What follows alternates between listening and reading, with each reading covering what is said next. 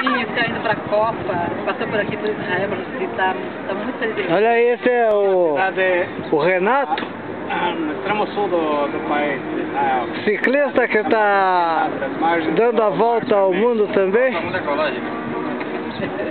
Pedal ecológico. Tá aí lá, tá indo para a Copa do Mundo na África do Sul.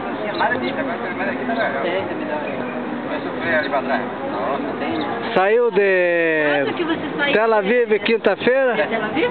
Essa já tá com mais de 8 dias. E quinta-feira passada.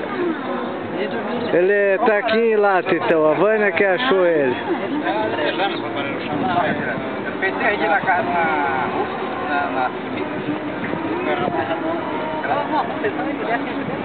Você vai encontrar brasileira que ajudou que colaborou também.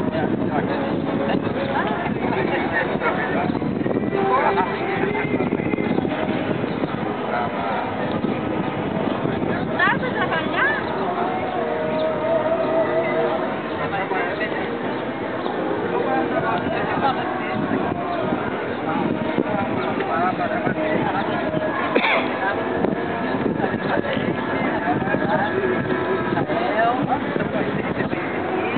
E correr atrás dele pra pegar. Quando eu vi a bicicleta, passando com a bandeirinha do Brasil, corri.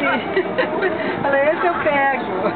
Tá filmando você. Eu não sei, tá filmando eu? Mas você tem que fazer pra mim assim? Ah, meu pai. Não, volta tudo. Ah, não, volta tudo. Peraí, deixa eu voltar de novo aqui.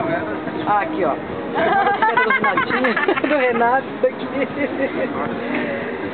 Tá acabando a bateria, eu acho.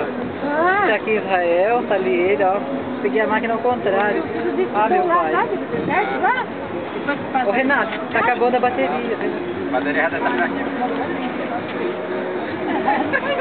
Na minha cara, assim. Aquele deu pra mim assim, eu achei que era assim. Então esse é o Renato que está de passagem aqui por Ilá. Tira a parte.